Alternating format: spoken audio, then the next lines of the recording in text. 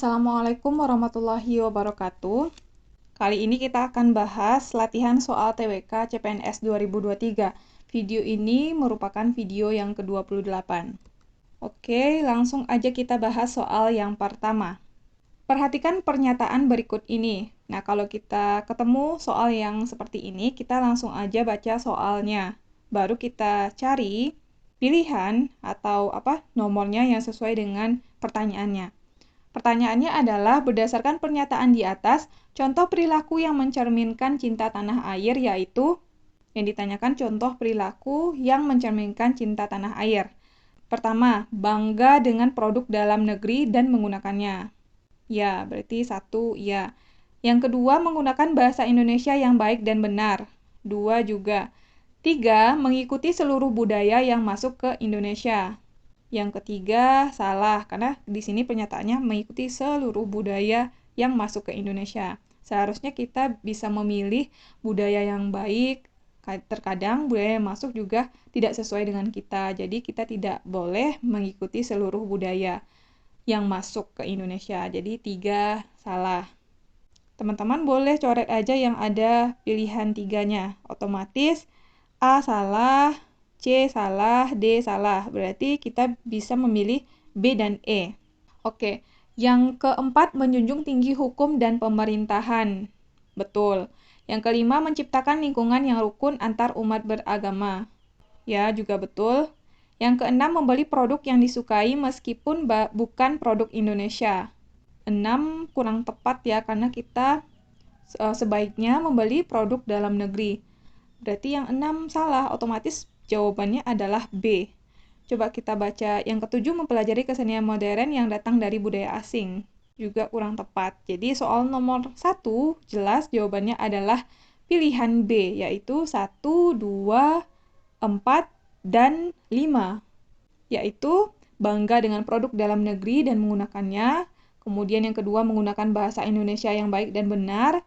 Yang keempat, menjunjung tinggi hukum dan pemerintahan. Dan yang kelima, menciptakan lingkungan yang rukun antar umat beragama. Jadi jawabannya pilihan B. Lanjut soal nomor 2. Berikut ini adalah perilaku yang mencerminkan keadilan di lingkungan sekolah. A. Siswa boleh meninggalkan lingkungan sekolah kapan saja. Jelas tidak boleh dilakukan. Karena di sini soalnya perilaku yang mencerminkan keadilan di lingkungan sekolah. Pilihan A salah, karena kita tidak boleh meninggalkan lingkungan sekolah kapanpun kita mau, karena ada peraturannya. B. Semua siswa diajak musyawarah untuk membahas program kegiatan sekolah. Nah, ini susah untuk kita lakukan, karena untuk membahas program kegiatan sekolah sangat sulit untuk melibatkan semua siswa. Jadi B sepertinya tidak efektif untuk dilakukan. C. Partisipasi siswa dalam kegiatan ekstrakurikuler. Pilihan C tidak sesuai dengan konteks soal. D. Memberikan bantuan bagi siswa yang bermasalah. D juga bukan. E. Menerapkan keadilan kepada semua siswa tanpa diskriminasi. Ya, betul. Jadi, untuk soal nomor 2, contoh perilaku yang mencerminkan keadilan di lingkungan sekolah adalah pilihan E, yaitu menerapkan keadilan kepada semua siswa tanpa diskriminasi. Lanjut soal nomor 3. Sumpah Pemuda dianggap sebagai titik awal perjuangan nasionalisme di Indonesia. Sumpah Pemuda merupakan kesepakatan Kongres Pemuda II yang dipimpin oleh A. W.R. Supratman, B. Muhammad Yamin, C. Insinyur Soekarno, D. Ki Hajar Dewantara, E. Sugondo Joyo Puspito. Soal nomor 3 udah ada disajikan pembahasannya. Kongres Pemuda II dipimpin oleh Sugondo Joyo Puspito dan didampingi oleh R.M. Djoko Marsaid sebagai pemain wakil, atau di sini maksudnya wakil mungkin ya.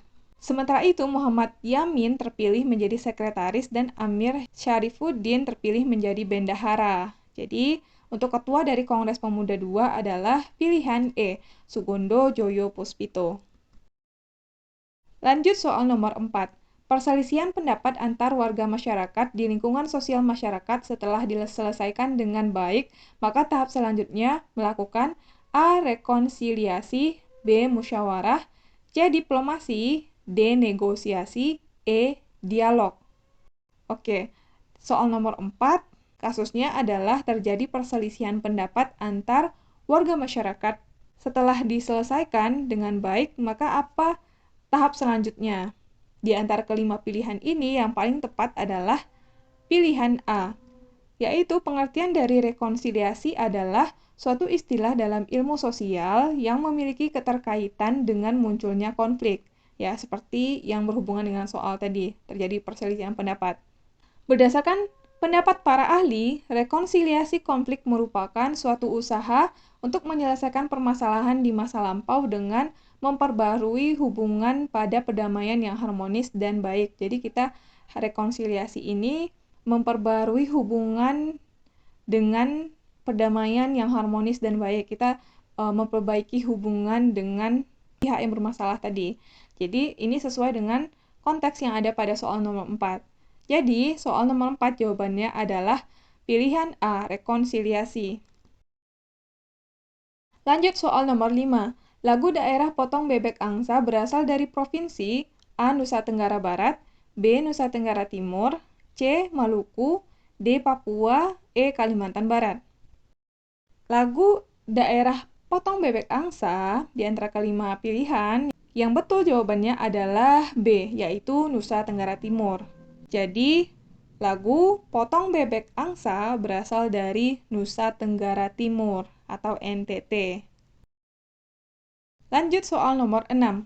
Perang Dunia Pertama berakhir pada tahun A. 1914, B. 1916, C. 1918, D. 1921, E. 1924.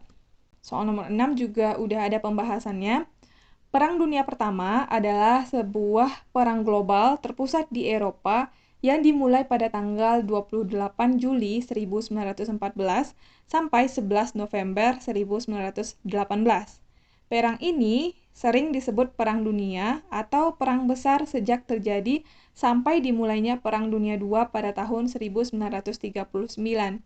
Jadi, jawaban soal nomor 6 yang menanyakan Perang Dunia Pertama berakhir pada tahun berapa adalah pilihan C, yaitu tahun 1918.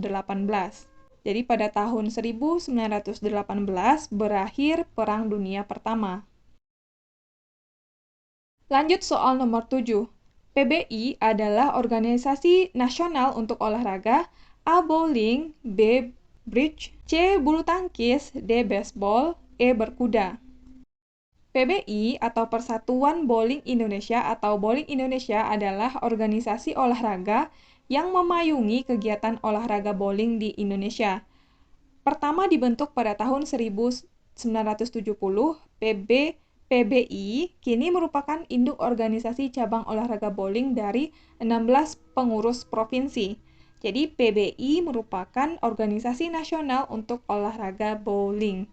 Jawabannya adalah pilihan A.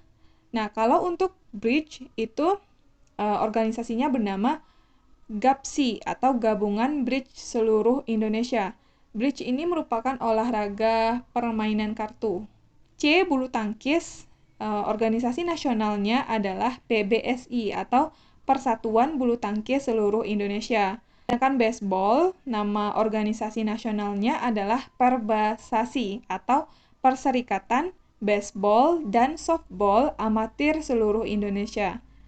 Sedangkan berkuda atau Pordasi, kepanjangannya adalah Persatuan Olahraga Berkuda Seluruh Indonesia. Jadi soal nomor 7 karena ditanyakan PBI, maka jawabannya adalah A. Bowling. Lanjut soal nomor 8.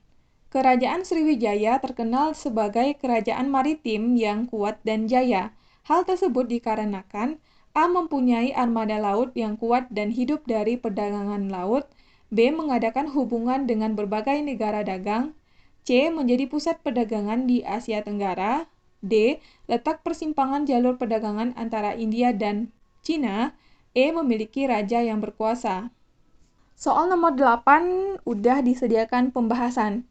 Kerajaan maritim adalah kerajaan yang terletak di pesisir pantai dan masyarakatnya menjalankan kegiatan yang berkaitan dengan laut seperti perikanan, perdagangan, dan pelayaran. Salah satu kerajaan maritim Nusantara yang sangat kuat dan memiliki armada laut besar adalah Kerajaan Sriwijaya. Kerajaan Sriwijaya mulai muncul pada abad ke-7, tepatnya pada tahun 683 Masehi, yang didirikan oleh Dapunta Hyang Sri Jayanasa, atau disebut juga sebagai kerajaan maritim pertama di Indonesia. Letak kerajaan ini adalah di tepi Sungai Musi atau di sekitar kota Palembang, Sumatera Selatan. Pada masa kejayaannya, kerajaan Sriwijaya mengalami keberhasilan di beberapa bidang. Salah satunya dalam bidang maritim dengan menguasai jalur perdagangan melalui Selat Melaka, Selat Sunda, dan Semenanjung Malaya. Rakyatnya pun hidup dengan makmur karena kerajaan mendapatkan banyak pemasukan dari pajak kapal-kapal dagang yang melintas. Berikut ini beberapa alasan mengapa kerajaan Sriwijaya disebut sebagai kerajaan maritim terbesar di Nusantara. Yang pertama, menjalin hubungan luar negeri. Sebagai kerajaan maritim berpengaruh, kerajaan Sriwijaya melakukan transaksi perdagangan dengan para saudagar dari Cina. Selain itu, Sriwijaya juga menjalin perdagangan dengan India, Burma, Kamboja, Filipina, Persia, dan Arab. Kedatangan bangsa-bangsa asing ke Sriwijaya karena di wilayahnya terdapat banyak barang dagangan yang dibutuhkan, seperti kapur barus, mutiara, kayu, rempah-rempah, gading, perak, emas, dan sebagainya. Yang kedua, karena letaknya strategis. Lokasinya yang berada di tepi Sungai Musi membuat letak Sriwijaya sangat strategis karena berada di daerah lintasan pelayaran dan perdagangan internasional. Yang ketiga, memiliki angkatan laut yang kuat. Untuk menjaga stabilitas kerajaan, dibangunlah armada laut yang kuat supaya dapat mengatasi gangguan di jalur pelayaran. Selain itu, jalur-jalur utama kegiatan pelayaran dan perdagangan dapat dikontrol secara ketat. Dengan begitu, kapal dagang dapat terjamin keamanannya dan semakin mendorong pedagang singgah di wilayahnya. Angkatan Laut Kerajaan Sriwijaya ditempatkan di berbagai pangkalan strategis dengan tugas mengawasi, melindungi kapal-kapal dagang yang berlabuh, memungut biaya cukai, serta mencegah terjadinya pelanggaran laut di wilayah kedaulatan dan kekuasaannya. Jadi berdasarkan soal nomor 8, di sini yang ditanyakan adalah kecuali. Apa yang menyebabkan Sriwijaya terkenal sebagai kerajaan maritim yang kuat dan jaya?